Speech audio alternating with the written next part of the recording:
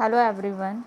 हम लोग last video में some basic concept in chemistry देख रहे थे।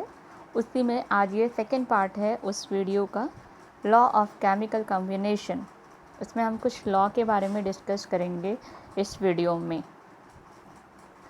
In this the first law जो हम देखने जा रहे हैं, that is law of conservation of mass. In this law is stated by Antony Lavoisier this in 1774. In this law, it is stated that all physical and chemical change, the total mass of the reactant is equal to the total mass of the product. Whatever be the reaction occur, in that reaction, the total mass of the reactant is always equal to the total mass of the product. In other words, we can say that matter can neither be created nor be destroyed. According to that law, we will solve this numerical on the basis of first law, that is mass of reactant is always equal to the mass of product. Okay. If 6.3 gram of sodium hydrogen carbonate are added to 15 gram of acetic acid, the residue is found to weigh 18 gram. What is the mass of carbon dioxide released in the reaction? So here reactant mass is given to you. Here it is asking what is the mass of carbon dioxide released. It means you have to find out mass of carbon dioxide in product. Okay. So let us consider carbon dioxide mass be X. Now we will write first of all the reaction. Sodium hydrogen carbonate plus acetic acid, that is arrow, which give residue. In question there is given the residue. Okay. So we will write residue. हम यहाँ पे लिखेंगे residue. Okay. उसके बाद carbon dioxide, तो sodium hydrogen carbonate का जो wait दिया हुआ है क्वेश्चन में, दैट इज 6.3 ग्राम, तो हम यहाँ पे इसको लिख देंगे। उसके बाद acetic acid is given, that is 15 gram. Residue weight is given to you, that is 18 gram. And carbon dioxide का जो वेट है वो हमने एज्यूम किया है x ग्राम। ओके, तो we will write x here. Now according to the first law of conservation of mass of reactant is equal to mass of product. So whatever the mass of reactant, that is 6.3 plus 15 gram equal to 18 gram plus x. Now after adding these two, we will get 18.3 gram and mass of product is 18 gram plus x. तो x की वैल्यू हम यहाँ से find out कर सकते हैं। 18.3 minus 18, that is 3.3 gram of carbon dioxide gas is release in this reaction. Okay, तो by using this formula we are able to find out solution of this question. Now there is second law, that is law of constant proportion और definite proportion भी हम इसको बोल सकते हैं। ये law discovered किए थे केमिस्ट J.L. फ्रॉस्ट ने। This law is discovered by J.L. Frost in 1799. Okay. In this law, it is stated that a chemical compound is always found to be made up of the same elements combined together in the same fixed proportion by weight. Whatever be the source of any compound, the ratio of particular element by weight is always fixed. In the case of water, let us see with example से हम देखते हैं कि अगर आप water कहीं से भी लीजिए, कहीं से भी आप वाटर लीजिए, you know that the water formula is always H2O। तो अगर हम H2O में एलिमेंट्स की बात करें तो there are two element, first one is hydrogen and second one is oxygen. Okay, तो in the case if we compare the weight of hydrogen and oxygen, then we know that there are two atoms of hydrogen, means the ratio is 2, and the oxygen weight is 16, 2:16. तो we will cut in simplest form, तो क्या आ जाएगा 1:8 by weight. तो this weight ratio is always fixed whatever be the source of water. Now we will see some numericals on the basis of second law. In this question, there are 2.16 gram of copper metals when treated with nitric acid followed by ignition of nitrate gave 2.7 gram of copper oxide. In another experiment, 1.15 gram of copper oxide upon reduction with hydrogen gave 0.92 gram of copper, and you have to see whether this particular both experiment illustrate the law of definite proportion or not. Now see the solution.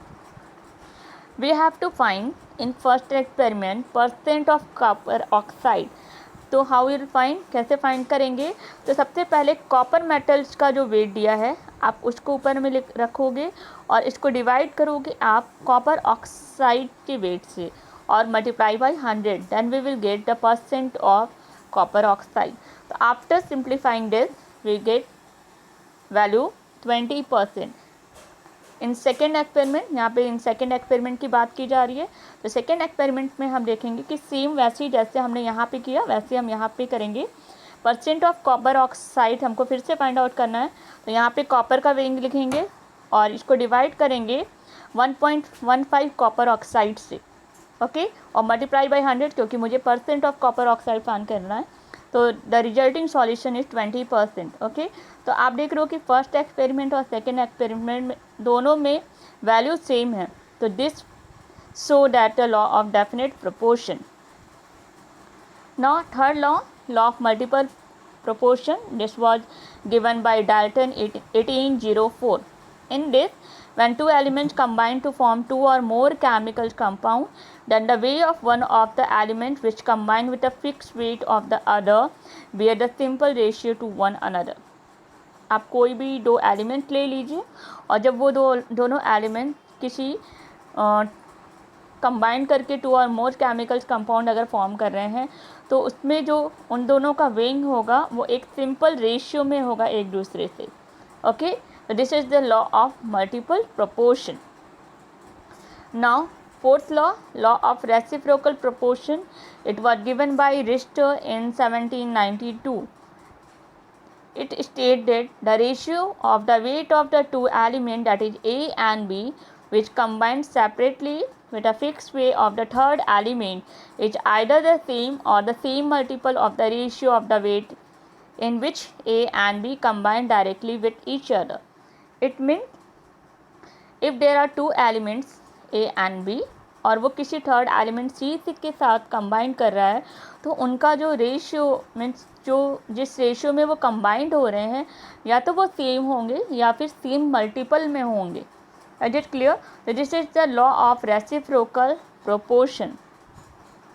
Now we will see this numerical on the basis of last law जो अभी हम देखें, that is law of reciprocal proportion. Ammonia contain 82.35% of nitrogen and 17.65% of hydrogen. Water contain 88.90% of oxygen and 11.10 of hydrogen. Nitrogen trioxide contain 63.15% of oxygen and 36.85% of nitrogen. All this data जो भी आपको दिया हुआ है इसमें आपको ये show करना है कि ये law of reciprocal proportion follow कर रहा है या नहीं. तो हम सबसे पहले सॉल्यूशन में देखेंगे. अमोनिया के केस में अगर हम देखें तो 17.650 gram of hydrogen combined with nitrogen 82.3 ग्राम. आपको ये पता है कि ये जो 17.65% दिया है ये किसका दिया हुआ है? हाइड्रोजन का. और ये किसके साथ कंबाइंड हो रहा है? 82.35 ग्राम ऑफ नाइट्रोजन. तभी तो ये अमोनिया बनेगा. तो फर्स्ट केस में हम इस तरह से लिखेंगे. फिर हम ये एज्यूम करते हैं कि अगर 1 ग्राम हाइड्रोजन होगा तो नाइट्रोजन की क्वांटिटी कितनी चाहिए. तो वी विल डिवाइड 82.35 को आप 17.650 से अगर आप डिवाइड करते हो तो आपको ये पता चल जाएगा कि 1 ग्राम हाइड्रोजन को कंबाइंड होने के लिए कितने ग्राम ऑफ नाइट्रोजन चाहिए. That will be 4.67 gram. Okay, अब हम सेकेंड केस देखेंगे वाटर का. वाटर में आपको पता है कि 11.10 हाइड्रोजन कितने ऑक्सीजन के साथ कंबाइन कर रहा है? 88.90 ग्राम ऑफ ऑक्सीजन के साथ कंबाइन कर रहा है. तो फिर से हम सेम वैसे ही एज्यूम करेंगे कि अगर 1 ग्राम ऑफ हाइड्रोजन के लिए कितना ऑक्सीजन चाहिए तो 88.90 को हम डिवाइड करेंगे 11.10 से. तो ऑक्सीजन की वैल्यू कितनी आ रही है? 8.01. Okay, now the ratio of nitrogen and oxygen combined with fixed weight of 1 gram of hydrogen.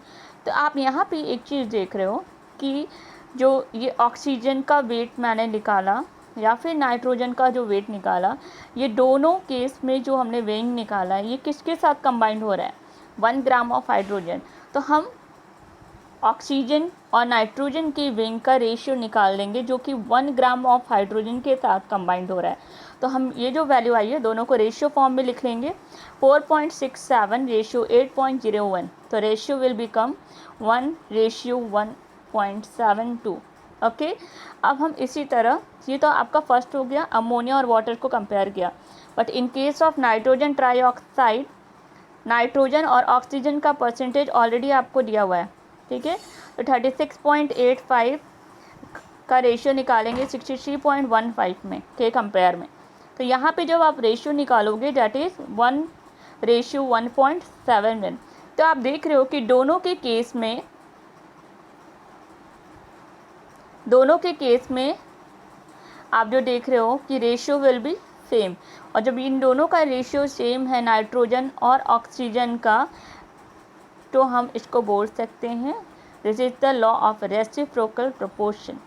So I think कि आपको ये वीडियो समझ में आया होगा। अगर आपको ये वीडियो अच्छा लगा तो प्लीज़ इसको लाइक करिए, सब्सक्राइब करिए मेरे चैनल्स को।